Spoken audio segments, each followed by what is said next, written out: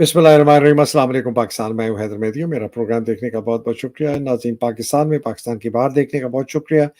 आपके कमेंट्स, आपकी क्रिटिसिज्म, आपकी दुआओं का बहुत शुक्रिया, और ख़ास तौर पे मेरे पेट्रन्स का बहुत शुक्रिया। ऐ मेरे रब, मेरा सीना कुशादा कर दे, मेरा काम आसान बना दे, मेरी ज़बान की गिरा खोल दे, ताकि वो मेरी बात समझ सके।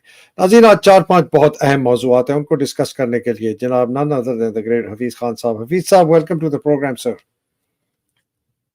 अस्सलाम वालेकुम शाह जी, और नाज़रीन को भी अस्सलाम वालेकुम जी। बहुत शुक्रिया सर। बहुत सर, 4-5 चीज़ों पे जो डिस्कस करना है। एक, जो सारे इमरान खान साहब के इर्द-गिर्द जो केसेस हैं, उनके मुतालिक जो साइफर केस की समाअत इस्लामाबाद हाई कोर्ट में हो रही है कि ये वैलिड ट्रायल है कि नहीं। एक वो, दूसरा साइफर केस की पिटीशन उनकी आ गई है सुप्रीम कोर्ट के अंदर, डायरी नंबर लग गया है और उसके अभी तक समाअत की तारीख नहीं तय हुई। और तीसरी चीज़ जो है, जो तोशाखाना वर्डिक्ट जो था कि ये केस गलत हुआ है, उसमें जो इमरान साहब की नाअहली है उसको ख़त्म करने के लिए भी पिटीशन दायर की गई है इस्लामाबाद हाई कोर्ट में। एक ये मौजू है। दूसरा, जो पीटीआई के खिलाफ कार्रवाई शुरू हो गई है, इलेक्शन अनाउंस हो गया है, वो उस पर बात करनी है। जो फैसला इलेक्शन केस के अंदर सुप्रीम कोर्ट ने दिया, उसके अंदर जो तहरीरी फैसला आया वो बहुत ही अजीब किस्म का है, उस पे आपकी राय लेनी है। अख्तर मेंगल ने एक बयान दिया है डॉन टीवी के अंदर, उसके ऊपर बात करनी है। और उसके साथ-साथ जावेद लतीफ़ ने भी एक एक और फिर फायर कर दिया। मैंने कहा था कि ये नवाज़ शरीफ बड़ा कमीना आदमी है, ये छोड़ेगा नहीं। और आखिर में अगर टाइम मिला तो पाकिस्तान के अंदर जो सिक्योरिटी सिचुएशन है और हमास और इज़राइल का जो सिलसिला चल रहा है, उसका सऊदी अरेबिया के पाकिस्तान के ऊपर क्या असर है, तो कोशिश करेंगे इसको आज ख़त्म करने की। लेकिन पहले इमरान खान के साइफर केस की जो समातें हैं इस्लामाबाद हाई कोर्ट में, सुप्रीम कोर्ट में, और तोशाखाना वर्डिक्ट के खिलाफ उनकी नाअहली ख़त्म करने के लिए। सर। शाह जी, ये जो कुछ भी हो रहा है ये बाकायदा बदमाशी हो रही है। इसमें कानून का, हक़ाइक़ का कतई कोई ताल्लुक नहीं है। ये सब जो हो रहा है ये फ़िरौनियत ने काबू कर लिया कानून को सर। और ये मैं समझता हूँ कि इन चीज़ों की ना कोई हकीकत है, ना ही इसमें कोई जान है। ये सब बदमाशी हो रही है और पीटीआई को पूरे इलेक्शन फील्ड से निकालने की कोशिश है। इसके अलावा ये कतई कुछ नहीं है, और जितनी डिले करेंगे हमारे ऑलरेडी शकूक हैं वो बढ़ते जाएंगे। तो सर, ये आप इसका मतलब है कि इन समरी बेसिकली आप ये कह रहे हैं कि जो साइफर का केस इस्लामाबाद हाई कोर्ट में मियां गुल औरंगजेब और वो कोई सनम फारूक कोई खातून है जज, जो कि समझी जाती हैं आमिर फारूक की टाउट और आईएसआई की भी टाउट समझी जाती हैं, वो आप समझती हैं कि वो इस ट्रायल को जारी रखेगा, इसको गैर कानूनी नहीं करार देगा? अच्छा जी, मैं आपको ये बताऊं जी कि देखें, जिंदगी के उस हिस्से में है कि जो आप तारीख होती है ना, उससे ही आप आगे प्रोजेक्ट करते हो कि आगे क्या हो। अभी तक जिस तरीके से इन लोगों ने ये केस को कंडक्ट किया है, जिस तरीके से हर नाजायज चीज को उन्होंने दाखिल दफ्तर किया है और गलत फैसले आए हैं, तो यहाँ पे उम्मीद कहाँ से निकालें सर। मैं I am extremely disappointed, specially in Islamabad का ये जो हाई कोर्ट है, इसने तो कतन कानून को ना फॉलो किया है, ना कॉन्स्टिट्यूशन को फॉलो किया है। सिर्फ एक नुकाती एजेंडा लेके चल रहे हैं कि इमरान को रगड़ा कैसे लगाना। तो यहाँ से हम क्या उम्मीद करें? अल्लाह करे कि कोई खैर की खबर आए, लेकिन मुझे लग रहा है कि ये सारा ड्रामा एक ही तरफ जा रहा है, और वो ये है कि खान को गेम से बाहर कैसे करें। और इलेक्शन से बाहर कैसे करना है। और दूसरा, जो जी। तोशाखाना का जो केस है जिसके अंदर उनकी नाअहली को ख़त्म करना है, उसका भी आप समझते हैं यही फैसला आएगा जिसका आप अंदिया दे रहे हैं? और सुप्रीम कोर्ट में जो उनकी साइफर केस की जो बेल पिटीशन दायर की गई है और वो कह रहे हैं कि इस हफ्ते जो है उसकी तारीख लग जाएगी, इनके मुतालिक भी आपकी राय यही है? अच्छा जी, ये जो है तोशाखाना का, ये तो एक तरफ जो हेकल इनकी बदमाशियां हैं तोशाखाना की, जिसका कोई नाम नहीं ले रहा, दूसरी तरफ ये फजूल सी ये अंगूठियों पे लेके चल रहे हैं, तो ये तो बिल्कुल बकवास है। और मैं समझता हूँ कि यहाँ पे इनको फैसला, अगर थोड़ी सी भी गैरत है, थोड़ी सी भी इनको सेल्फ रिस्पेक्ट है, तो इसको तो निकाल के बाहर फेंकना चाहिए। और दूसरी बात जो है बेल की, सुप्रीम कोर्ट में जो है आना, उस पे मैं ये समझता हूँ कि सुप्रीम कोर्ट اللہ کرے کہ ان میں ہمت آئے. یہ الیکشنز کا جو فیصلہ کیا ہے اس کو ہم بعد میں ڈسکس کریں گے، لیکن میں سمجھتا ہوں کہ قانون کے مطابق سوائے بیل کے اس کا کوئی حل نہیں ہے. اللہ کرے کہ ان کو اللہ ہمت دے کہ یہ صحیح فیصلہ کر سکے. بہت شکریہ سر. یہ جو آپ نے ابھی سپریم کورٹ کی بات کی ہے الیکشن کیس کی، اس کی جو میں یہ دیکھ رہا ہوں، میں تو چند نکات پڑھ رہا ہوں کہ اس کے اندر جو انہوں نے اناؤنس کیا اور لکھوا رہے تھے فیصلہ، اور اس کے بعد جو جاری کیا فیصلہ، اس کے اندر بڑا چینج بھی کیا قاضی فائز عیسیٰ نے. بہت ننگا ہو گیا ہے. پہلے تو اس نے سر صدر کو بڑا رگڑا اور کہا کہ صدر کے ساتھ آرٹیکل 186 کے تحت وہ آ سکتے تھے، وہ نہیں آئے. یہ ویسے بات غور طلب ہے کہ پریزیڈنٹ نے یہ کیوں نہیں کیا جب اس کے پاس ایک قانونی اور آئینی ایک جواز تھا. ایک یہ انہوں نے بڑا رگڑا، قاسم سوری کو رگڑا، عمران کو رگڑا، کسی اور کو نہیں رگڑا. کوئی انہوں نے پی ڈی ایم کو نہیں کہا کہ یہ سینسس کا جو آپ لوگوں نے میٹنگ کی ہے اگست میں کیوں کی، اسمبلیاں توڑنے سے 3 دن پہلے کہ اسمبلیاں الیکشن کی ڈیٹ اور ہو جائے. پھر کہتے جی کانسٹیٹیوشن بڑا وائلیٹ ہوا، 15 سال پہلے پیچھے چلے گئے جناب. پھر طاہر القادری کو رگڑ دیا، ساری دنیا کو رگڑا، لیکن جو اس وقت تباہی اور بربادی ہو رہی ہے اس میں کچھ نہیں رگڑا. کیئر ٹیکر کو ہاتھ بھی نہیں لگایا. اور جتنے الیکشنز کے خلاف اور آئین کے اور قانون کے اور سپریم کورٹ کے خلاف جتنی وائلیشنز تھی پی ڈی ایم گورنمنٹ کی، کوئی ذکر نہیں کیا. قاضی فائز عیسیٰ رہ جائے گا سر یہ ساری چیزیں کر کے؟ اچھا جی، بات یہ ہے کہ قاضی صاحب ایک بڑی ٹائٹ روپ واکنگ کرنے کی کوشش کر رہے ہیں. یہ الیکشنز کی تاریخ دینا یہ ایک انہوں نے اچھا خوش آئند ہے، لیکن اس میں کوشش یہ کر رہے ہیں کہ جتنی بھی آرٹیکل 6 کی وائلیشنز ہوئی ہیں، جتنی بدماشیاں ہوئی ہیں پچھلے آپ 18 ماہ کو اٹھا کے دیکھ لیں، تو اس میں ٹھیک ہے. اب ہمارے پریزیڈنٹ صاحب آئی تھنک وہ جس کو انگریزی میں کہتے ہیں نا ہی بلنک، ان کو یہ کھل کے تکڑے ہو کے فیصلہ دینا چاہیے تھا، انہوں نے نہیں دیا. لیکن وہ تو ایک وائلیشن ہوگی. جو ایک باقاعدہ حکم ہوا تھا کہ آپ پنجاب میں الیکشنز کروائیں، آپ کے پی میں الیکشنز کروائیں، ان کو یہ وائلیٹ کیا الیکشن کمیشن نے. سب سے بڑا ویلن جو ہے جی اس سارے نظام میں یہ الیکشن کمیشن ہے، اور الیکشن کمیشن کے جو حکم جاری کرتے ہیں، جو جاری کرنے والے ہیں. یہ جو انٹرم گورنمنٹ ہے یہ تو بالکل، مجھے تو اگلے دن وہ بڑی ایک بات اکر کی کہ جیسے وہ ذمہ دار بڑے ہوتے ہیں نا جی، تو وہ خود کسی سے انٹریکٹ نہیں کرتے، انہوں نے آگے منشی رکھے ہوتے ہیں. تو یہ انٹرم پرائم منسٹر نہیں ہے، یہ منشی کا آکڑ ہے. یہ منشی کے علاوہ اس کا کوئی رول نہیں.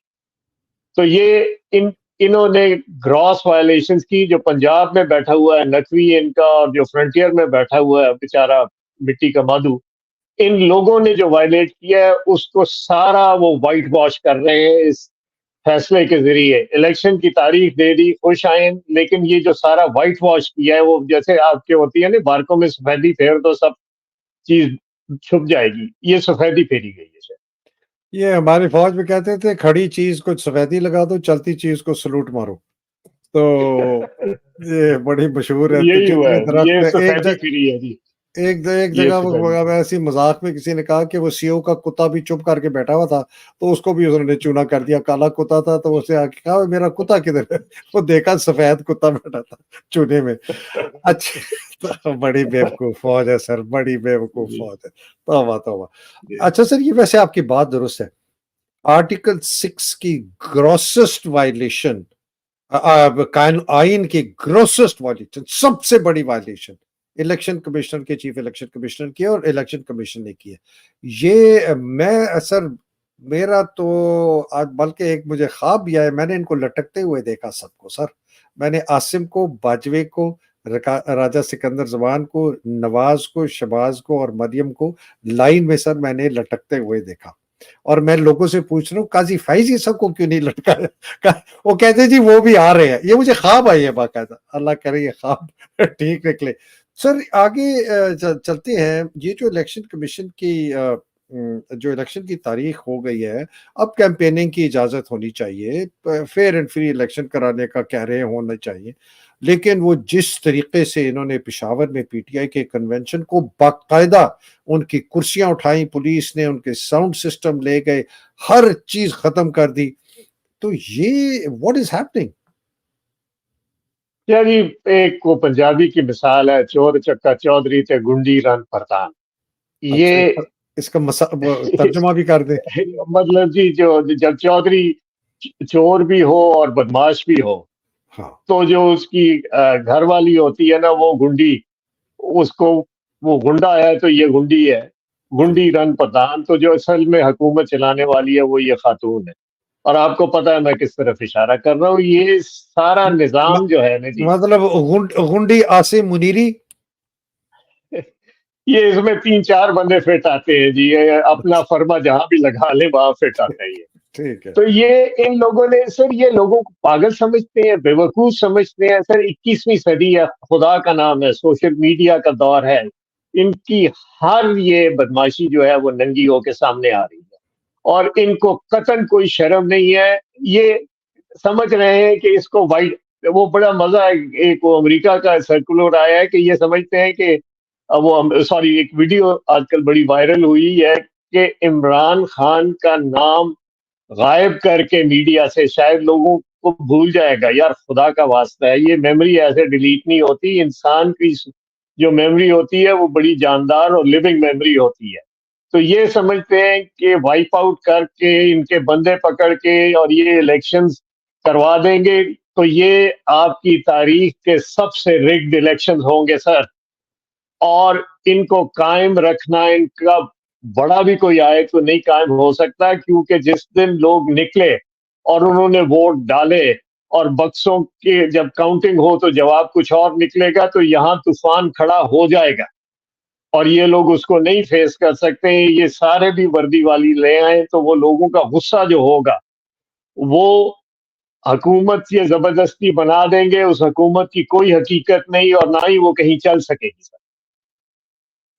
سر یہ اس سے جو ایک بہت ایک بڑا سوال ہے پاکستان کی تاریخ کا اور پاکستان کے الیکشنز کا، وہ یہ ہے کہ پاکستان کے اندر اس وقت جو یہ اتنی زیادہ سماجی ناانصافی ہے نا، جو کہ مختلف پہلو سے اپنے آپ کو دکھاتی ہے.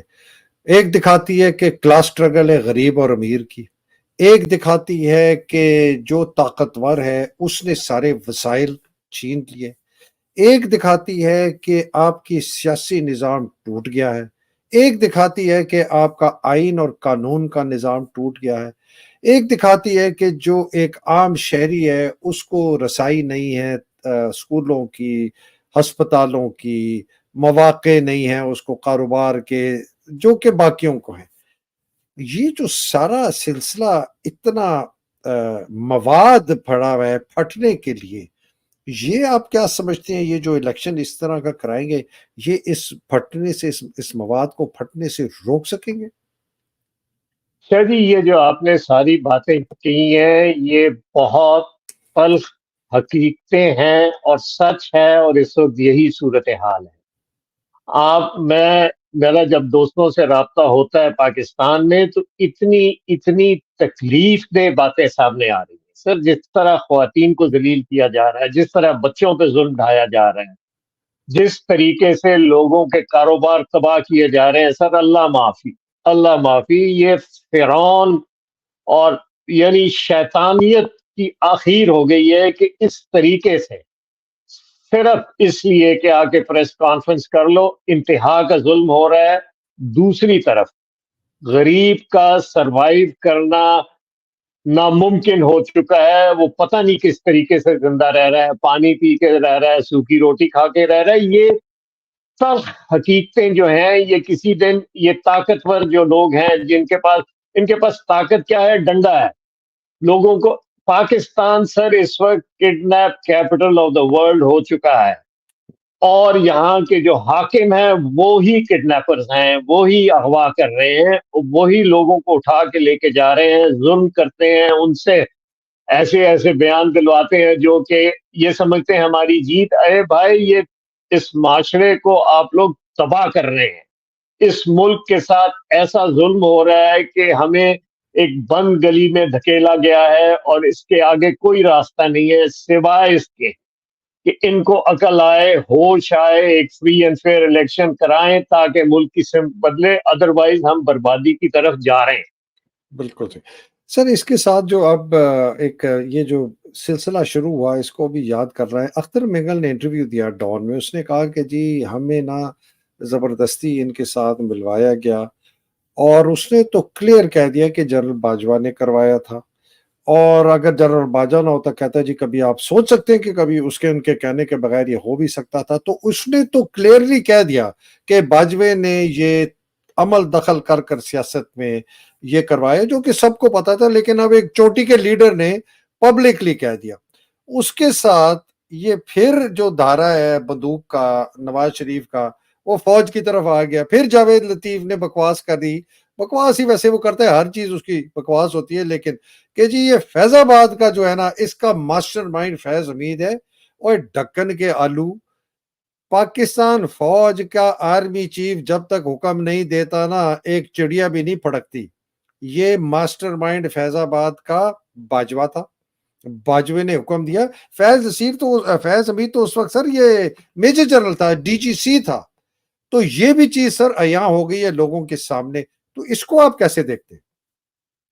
شاہ جی دیکھیں، یہ کنفیوژن، یہ ایک جھوٹ کا پلندہ ہے، یہ جو حکمران ہے جو پچھلے 18 ماہ سے ہم پہ مسلط ہیں، اور جس کا سرغنہ جنرل باجوہ تھا، اور اسی سمت آگے لے کے چل پڑے ہیں جنرل عاصم منیر۔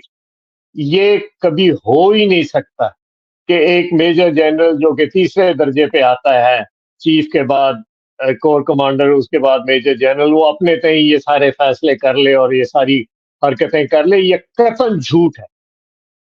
باجوہ نے ہی اس سارے گیم کا آرکیٹیکٹ ہے، اس نے ان چوروں کو اپنے ساتھ ملایا جو کہ اپنے کیسز ختم کرانا چاہتے تھے، اس کی ڈوریاں کہیں باہر سے ہل رہی تھیں۔ یہ سارا جو پاکستان کے ساتھ ظلم ہوا ہے اور ظلم جاری ہے، یہ اسکوئرلی آپ کے آرمی چیف پہ آتا ہے، اور یہ سلسلہ چلتا جا رہا ہے، اور انہوں نے جس طریقے سے انسٹیٹیوشنز پہ قبضہ کیا ہوا ہے، وہاں پہ ڈوریاں ہلاتے ہیں، فیصلے اپنی مرضی کے لیتے ہیں، یہ قطعاً لوگوں کے دماغ میں کوئی کنفیوژن نہیں ہونا چاہیے۔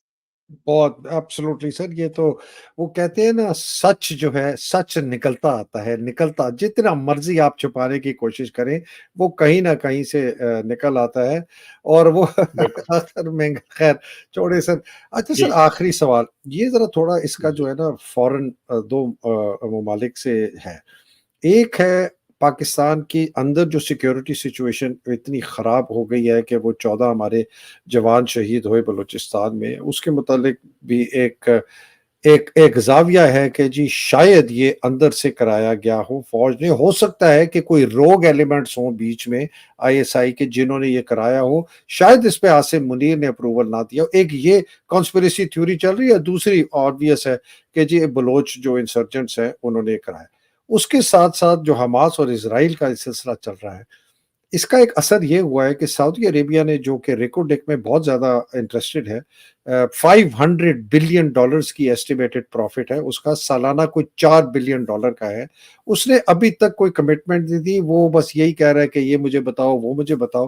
اور دوسرا ایک بڑا عجیب انہوں نے بیان دیا کہ جی جو ہم $10 بلین کی ریفائنری میں آپ کے ساتھ انویسٹمنٹ کرنا چاہتے ہیں، آپ اس میں چائنیز ایک کمپنی ہے سائنوپیک، آپ اس کو بھی شامل کریں تو پھر ہم اس میں آئیں گے۔ اس کو آپ کیسے دیکھتے ہیں؟ شاہ جی، میں نے تو یہ کئی مرتبہ لکھا ہے، آپ نے میرے آرٹیکلز میں دیکھا بھی ہوگا، میں شروع سے کہہ رہا ہوں کہ یہ ایک خواب ہے، it's a pi in the sky. یہ جو عربز ہیں، خاص طور پہ یہ جو گلف کے ہیں، یہ فیصلے اس طرح نہیں کرتے، یہ بڑے حقیقت مندانہ فیصلے کرتے ہیں، اور پہلے سے یہ جو ان کو ہم لوگوں کو خواب جنرل صاحب اور یہ وہ ایک تنظیم بنا اور فلانی بنا، یہ قطعاً کچھ نہیں ہونا جتنی دیر سٹیبلٹی نہیں آئے گی۔ پہلی بات سے اسرائیل تو ظلم کر رہا ہے، فلسطینیوں کے ساتھ کر رہا ہے، ان کا حماس سے تعلق ہو نہ ہو لیکن فلسطینی سفر کر رہا ہے۔ دوسری بات یہ ہے شاہ جی کہ ہماری جو انٹیلیجنس ایجنسیز ہیں، بڑی طاقتور ہیں، بڑی گہری نظر رکھنے والی ہیں، لیکن ان کا سارا فوکس تو انہوں نے اٹھا کے پی ٹی آئی پہ لگا دیا۔ یہ لوگ جو اپنی اصل ذمہ داریاں ہیں، بارڈر کا تحفظ، ٹیررسٹ کی طرف نظر رکھنا، ادھر سے وہ ڈسٹریکٹ کیوں ہو؟ اور یہ دیکھیے کہ جتنی دیر تک یہ پولیٹیکل انسٹیبلٹی چلے گی اتنی دیر تک یہ ٹیررسٹ ایکٹیویٹیز بڑھتی جائیں گی، کہ وہ سمجھ رہے ہیں کہ ان کی اس وقت توجہ بٹی ہوئی ہے اور حملہ کرو، بڑا ظلم ہوا، انا للہ و انا الیہ راجعون، جو ہمارے شہید گئے، اور ہمارے جو فوج کے جوان قربانیاں دے رہی ہیں ان کو سلام، لیکن ان کے جو لیڈر ہیں ان کو خدا کا نام ہے، جاگو جاگو جاگو، یہ ملک کو کس طرف آپ لے کے جا رہے ہیں؟ سر وہ نہیں جاگیں گے، وہ ایسی انہوں نے نشہ کیا ہوا ہے، امریکہ کے ہاتھوں میں کھیل رہے ہیں، وہ کبھی بھی نہیں جاگیں گے، وہ اتنے ہی اندھے گونگے بہرے ہیں جو وہ 71 میں تھے، 65 میں تھے۔ تو شاہ جی تو پھر آپ انڈیا کی اطاعت کے لیے تیار ہو جائیں، کیونکہ وہ تو اسی طرف دبا رہے ہیں۔ بہت بہت شکریہ سر، اللہ سبحانہ تعالیٰ آپ کو اپنے حفظ و امان میں رکھے، حفیظ صاحب آپ کے اہل و عیال کو، پاکستان کو حفظ و امان میں رکھے، پاکستان کی جو حقیقی آزادی کی جنگ لڑنے والے ہیں اللہ سبحانہ تعالیٰ ان کو حفظ و امان میں رکھے، جو مصیبتوں میں ہیں، قید میں ہیں، عمران خان، خواتین، ہزاروں لوگ جو ہیں، اللہ سبحانہ تعالیٰ ان کی مشکلیں آسان کریں، عمران خان رہا ہو کے باہر آئیں، پاکستان کو لیڈ کریں، اور بیچارے جو شہید ہو گئے ہیں 9 مئی کے واقعے میں 37 لوگ شہید ہو گئے، ان کی کوئی بات بھی نہیں کرتا، ہمارا ارشد شریف، ہمارا ذل شاہ، وہ بیچارہ فواد جس کو پھینکا تھا پل سے نیچے، اللہ سبحانہ تعالیٰ ان سب کے درجات بلند کر رہے۔ پاکستان زندہ آمین۔ باد، پاکستان پائندہ باد، الہی آمین۔ السلام علیکم، خدا حافظ سر، بہت وعلیکم شکریہ جناب۔ السلام۔